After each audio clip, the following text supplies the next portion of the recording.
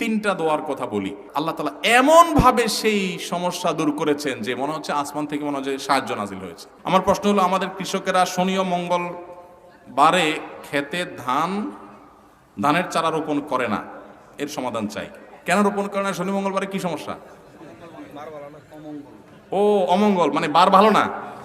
কোনো বার ভালো খারাপ হয় না। মুসলমান এত মূর্খ হয় না, এত কুসংস্কারাচ্ছন্ন হওয়ার সুযোগ কোনো কুসংস্কার হচ্ছে মুসলমানের নাই। সকল বারই সমান। যদি মনে করেন ওই বারে ধান রোপণ করলে ক্ষতি হবে, এটা যদি মানুষ মনে করে, তাহলে আপনি ওই বার আরো বেশি করে রোপণ করবেন, কিচ্ছু ক্ষতি হবে না ইনশাআল্লাহ।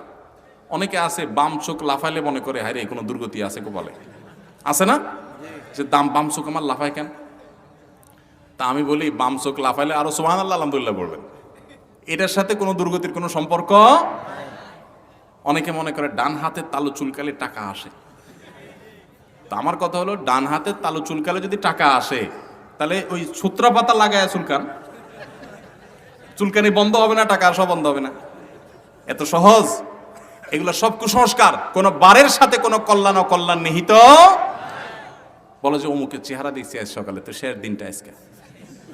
এগুলো সব শিরকি কথা, এগুলো কখনো ইমানদারের কথা হতে পারে না। দোকানদারের প্রথম কাস্টমারটা কেনা বেচার পরে বলতেছে, ভাই টাকাটা পরে দেবো, যা আজকে যাত্রাটাই শেষ। ফালতু কথা। অনেক দোকানদার প্রথম যাত্রা কাস্টমার মোটা অঙ্কের নগদ টাকা দিয়ে কিনছে, সারাদিন মাছি মারতেছে, আছে না? অতএব এগুলোর সাথে কখনো লাভ ক্ষতির সম্পর্ক। সকালবেলা বাইর হয়ে প্রথমে জাউটা দেখছে, বউর উপরে এবার চেইতা পারলে জাউ দিয়ে বউর পিঠে দেখেছে যে বাইর হয়ে উঠানে প্রথম জাউ কেন দেখলাম আজকে, আমার দিনটা শেষ। আছে না নাই? এগুলো সব মূর্খতা। এগুলোর মধ্যে সমস্ত লাভ এবং ক্ষতির মালিক কে? এই সমস্ত জিনিসে কোনো লাভ ক্ষতি নিহিত নাই। আল্লাহ আমাদের বোঝার তৌফিক দান করুন। দুঃখ কষ্ট অভাব ও দুশ্চিন্তা থেকে মুক্তির জন্য দোয়া বলে দেন। দুঃখ কষ্ট অভাব এবং দুশ্চিন্তা থেকে মুক্তির জন্য তিনটা দোয়ার কথা বলি। এমনি তো আমল আছে বহুত, অন্যান্য করণীয় করবেন, পাশাপাশি তিনটা দোয়া। নাম্বার 1, বেশি বেশি দুরূদ পাঠ করবেন। যেই কোনো বিপদ আপদ থেকে মুক্তির জন্য মহৌষধের কাজ করবে দুরূদ পাঠ করা। বড় কোনো বিপদে পড়ছেন, দুরূদ পড়া শুরু করে দেন। আল্লাহুম্মা সাল্লি আলা মুহাম্মাদ ওয়া আলা আলি মুহাম্মাদ কামা সাল্লাইতা আলা ইব্রাহিম ওয়া আলা আলি ইব্রাহিম ইন্নাকা হামিদুম মাজিদ। আল্লাহুম্মা বারিক আলা মুহাম্মাদ ওয়া আলা আলি মুহাম্মাদ কামা বারাকতা আলা ইব্রাহিম ওয়া আলা আলি ইব্রাহিম ইন্নাকা হামিদুম মাজিদ। বেশি দুরূদ পাঠ করেন। দুরূদ পাঠ করে আমার জীবনে এরকম বেশ কয়েকবার ঘটছে যে ওয়ালে পিঠ থেকে গেছে, অর্থাৎ আর পিছে যাওয়ার জায়গা নাই। এরকম বিপদে যে মনে হচ্ছে যে এই বিপদ থেকে উদ্ধারের কোনো পথ আর নাই, অনবরত দুরূদ শুধু মুখের মধ্যে, যতক্ষণ আপনার নিঃশ্বাস প্রশ্বাস নিয়েছি দুরূদ পড়তেছিলাম। এরপর আল্লাহ তাআলা এমন ভাবে সেই সমস্যা দূর করেছেন যে মনে হচ্ছে আসমান থেকে মনে হচ্ছে সাহায্য নাজিল হয়েছে। আলহামদুলিল্লাহ, এরকম একাধিকবার জীবনে দেখেছি। নবী সাল্লাল্লাহু আলাইহি ওয়াসাল্লাম পরিষ্কারভাবে, খুব বলিষ্ঠভাবে আমাদেরকে বলে গেছেন, দুরূদ শরীফ এটা মানুষের পেরেশানি দূরের মাধ্যম। একইভাবে দ্বিতীয় আমল হলো ইস্তিগফার, আস্তাগফিরুল্লাহ ওয়া আতুবু ইলাইহি। কোনো বিপদ হয়েছে, আস্তাগফিরুল্লাহ ওয়া আতুবু ইলাইহি, আস্তাগফিরুল্লাহ ওয়া আতুবু ইলাইহি। বেশি দুরূদ পাঠ করেন, এই ইস্তিগফার পাঠ করেন। এটাও মানুষের মান লাজিমাল ইস্তিগফার, যে ব্যক্তি ইস্তিগফারকে সবসময় আঁকড়ে ধরে, সারাক্ষণ পড়তে থাকে, সে ব্যক্তি যে কোনো বিপদ থেকে উদ্ধারের রাস্তা আল্লাহ তাআলা বের করে দেন, আবিষ্কার করে দেন, সারপ্রাইজ তাকে করে দেন, সারপ্রাইজড করে দেন। 3 নম্বর হলো দোয়া ইউনুস, লা ইলাহা ইল্লা আনতা সুবহানাকা ইন্নী কুনতু মিনাজ জালিমিন। ইউনুস আলাইহিস সালামের বিপদ উদ্ধার করেছেন আল্লাহ তাআলা। কোরআনে আল্লাহ বলেছেন, ওয়া কাযালিকা নুনজিল মুমিনিন। ইউনুসকে যেভাবে রক্ষা করেছি, ঈমানদারদেরকে এই দোয়া পড়লে কিভাবে রক্ষা করব। অতএব দুরূদ, ইস্তিগফার, দোয়া ইউনুস, এই 3টা আমল খুব বেশি করবেন, ইনশাআল্লাহ যে কোনো পেরেশানি থেকে মুক্তি লাভ করবেন। আবার পেরেশানি থেকে মুক্তি লাভের আলাদা দোয়াও আছে। আল্লাহুম্মা ইন্নী আউযু বিকা মিনাল হাম্মি ওয়াল হাযান। আল্লাহ টেনশন পেরেশানি থেকে মুক্তি চাই, দোয়া পানা চাই। ওয়া আউযু বিকা মিনাল আজজি ওয়াল কাসাল। আল্লাহ অক্ষমতা থেকে, অলসতা থেকে আপনার কাছে পানা চাই। এই দোয়া বিশেষ করে পড়বেন এবং সেই সাথে গুনাহ থেকে মুক্ত থাকবেন। দান সাদাকা করলে বিপদ দূর হয়। যদ্দূর পারেন দুধ দান করেন, বিপদ আপদে পড়লে ইনশাআল্লাহ আল্লাহ তাআলা উদ্ধার করবেন। আল্লাহ আমাদের সবাইকে সুখী, সমৃদ্ধ এবং ঈমান আমলের সাথে আমাদের পুরো জীবনকে কাটাবার তৌফিক দান করুন। পীরের মুরিদ না হলে নাকি পরিচয়হীন ছাড়া থাকে এবং তার পীর মুরব্বী শয়তান হয়। আমাদের দেশে অনেকে মনে করে যার কোনো পীর নাই তার পীর শয়তান। এটা কোনো সঠিক কথা না ভাই, এটা আমাদের নিজেদের মন গড়া কথাবার্তা। একজন মানুষ কোরআন হাদিসের উপরে চলার জন্য আলেমদের সান্নিধ্য, গাইডলাইন দরকার আছে, নেককার মানুষদের সোহবত দরকার আছে। কিন্তু এর মানে এই না যে একজন মানুষ পীর না হলে সে হারাম করেছে বা সে তার মুসলমানই হলো না, তার পীর শয়তান। এগুলো একেবারে বানোয়াট কথা। বরং অনেকে পীর মুরিদি করে জাহান্নামে যায়। আরো অনেকের পীর মুরিদিটাই বরং জাহান্নামে যাওয়ার কারণ যে আপনার পীরের আপনি পীরের হাতে অলৌকিক ক্ষমতা আছে মনে করেন, পীরই জান্নাত জাহান্নামে নেওয়ার মালিক মনে করেন, তাহলে সেক্ষেত্রে সেটা বরং জাহান্নামে যাওয়ার কারণ হতে পারে। আল্লাহ আমাদেরকে শুদ্ধ চিন্তা লালন করার তৌফিক দান করুন। আপনার ধর্মীয় উপদেষ্টা, আপনার ব্যক্তিগত মুরব্বী, আপনার একান্ত পরামর্শক থাকতে পারে, কোরআন হাদিসের আলোকে আপনাকে গাইড করে আপনি সেই গাইড গ্রহণ করবেন।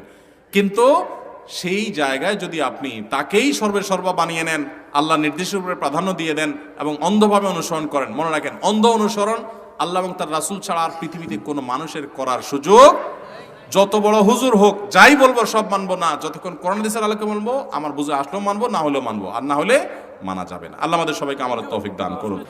প্রবাসী ভাইদের সাথে সপরিবারের সদস্যরা বেঈমানি করে, এই জন্য কিছু নসিহত করুন। আহারে ভাইরে, আমি 10 বছর প্রবাসে ছিলাম, আমি বুঝি প্রবাসীদের এই কষ্ট। প্রবাসীদেরকে আমি বলি সব সময়, কিছুদিন আগে সাউথ কোরিয়াতে গেছিলাম প্রবাসীদের একটা বড় প্রোগ্রামে, আমি বলেছিলাম যে আমাদের প্রবাসী ভাইদের অবস্থা হলো, এই বেচারাদের কোনো দেশ নাই, প্রবাসীদের কোনো কি নাই, দেশ নাই। কিভাবে দেশ নাই? এরা যদি নিজের দেশে আসে, প্রবাসীরা যদি দেশে আসে, বাজারে ঘাটে রাস্তায় দোকানে সবাই বলে বিদেশি আসছে। কি বলে? বিদেশি। তাহলে নিজ দেশে সে কি? বিদেশি। আর সে যেই দেশে থাকে ওটা যদি মিডল ইস্ট হয় তো বলে আজনবী। আজনবী, আজনবী মানে বুঝেন? আজনবী মানে অচেনা, অজানা, অপরিচিত, মানে এর চিনি না, মানে এটা আমাদের দেশের না, মানে বিদেশি, সোজা কথা। তো বেচারা প্রবাসী যে দেশে থাকে ওরাও ওই দেশের লোক হিসেবে স্বীকার করে না, আর নিজের দেশে আসলেও সবাই বলে কি আসছে? বিদেশি আসছে। তো বেচারা কোনো দেশ আছে? নাই। দেশ হলো ওই বিমানে, যতক্ষণ আকাশের উপরে থাকে ওই বিমানে। এই কষ্টের কোনো শেষ নাই। সারা জীবন উপার্জন করে কাউকে খুশি করতে পারে না। এত দেওয়া দেওয়ার পরেও মানুষ কি হয় না? খুশি হয় না। এত নাশকর, এত অকৃতজ্ঞ আমরা, এত নিমক হারাম আমরা, যে যা দিছে আলহামদুলিল্লাহ, বাপ মা পর্যন্ত খুশি হয় না, স্ত্রী পর্যন্ত খুশি হয় না, অন্য মানুষ তো পরের কথা, শুধু চাই চাই চাই। কত কষ্ট সেখানে তারা করে। যদি তারা একেবারে আরামের মধ্যেও থাকে, প্রিয়জন থেকে দূরে থাকার কষ্ট কত বেশি, এটা যারা জেল জীবনে থাকে তারা বুঝে। আর যারা প্রবাসে আছে তারা কিছুটা টের পায় কত কষ্ট হয়। এজন্য প্রবাসীদের প্রতি জুলুম করবেন না আল্লাহর রাস্তায়, তাদের প্রতি রহম দিল হবেন, খাই খাই করবেন না, যা দিতে পারে শুকর আদায় করবেন, না দিতে পারলে বেচারার ওজর আছে এটা বুঝবেন, কোনোভাবে ব্লেম এবং অভিযোগ করে বেড়াবেন না। আর প্রবাসীরা যারা আছেন আমি তাদেরকেও বলি, আপনারা একটু বিবেক বুদ্ধি খরচ করে চলেন। যা কামাই করেন সব ঢাইলা দিছেন, একদম বউয়ের কাছে, বাপের কাছে, ভাইয়ের কাছে, মায়ের কাছে সব দিয়ে দিছেন, নিজের হাতে কিছু রাখলেন না। এরপর দেখা গেল বউ যদি অমানুষ হয়, চম্পট। আছে না নাই? প্রবাসে থাকে তো বউরে কাছে পায় না, দূরে থাকে, মিস করে অনেক বেশি, ফিল করে অনেক বেশি, মহব্বতের ছোটে টাকা পয়সা সব বউয়ের নামে দেয়। আপনার তো ইসলাম এটা বলে নাই, বউরে কিছু দেন, তুমি খরচ করো স্বাধীনভাবে, বাট আপনারটা আপনার কাছে রাখেন। অনেক ছেলেরা আছে বাপের নামে সব জমি জমা কিনে প্রবাসীরা, আবার অনেক বাপরাও আছে এত বেবুজা, ছেলে নিজের নামে জমি কিনলে বাপ মন খারাপ করে। এটা বাপের মূর্খতা, বাপের অজ্ঞানতা, বাপ জানছে না সেজন্য এটা করছে। তার সম্পদ তার নামে থাকবে, এটাই সঠিক। আপনার নামে থাকতে পারে, আপনার সে যে জমি বিক্রি করে গেছে সেই জমিটা আপনার আবার কিনে দিল, বা ওই পরিমাণ জমি কিনে দিল, টাকা দিল, বা আরো এক্সট্রা কিছু আপনাকে দিল গিফট হিসাবে। ঠিক আছে, বাবা অনেক কষ্ট করছে, এক সময় আমার বিদেশ পাঠাইছে, ঠিক আছে আমি বাবারে 2-4-5 বিঘা জমি কিনে দিলাম বা ওইটা করে দিলাম, এটা করুক সে, এটা অনুদান, এটা ক্লিয়ার, তাকে হাদিয়া, আর নিজেরটা নিজের কাছে থাকবে। এই হিসাবগুলো আলাদা আলাদা না করার কারণে পরে একসময় ভেজাল হয়। আমরা হলাম, সব লোক হলো মুখে মুখে মিষ্টি, আতে আতে বিষ, দাঁতে দাঁতে মিষ্টি, আতে আতে বিষ। উপর দিয়ে বলি না না না আমার নামে দরকার নাই, সব তোমার নামে হোক। কদিন পরে এবার বলি না এগুলো তো আমার কামাই করা জিনিস। তা আগের ভেজালে ভালো ছিল, ক্লিয়ার কাট করা দরকার ছিল। প্রবাসী অনেকে ভুলটা করেন, এই ভুলটা করবেন না। ইসলাম আপনারা বলে না উজাড় করে সব ঢেলা দিয়ে এক জায়গায়, এরপরে ধরা খায়া বলেন যে আমার তো হায় হোসেন, হায় হোসেন, আমার তো হায় কোপাল, হায় কোপাল। আল্লাহ আমাদেরকে সংশোধন হওয়ার তৌফিক দান করুন। অতএব প্রবাসী ভাইদের প্রতি সবাই সদয় যেমন হব, প্রবাসী ভাইরাও বুদ্ধিদীপ্ত ডিসিশন নিব, চিন্তা ভাবনা করে নিব এবং খুব হিসাব নিকাশ করে করব।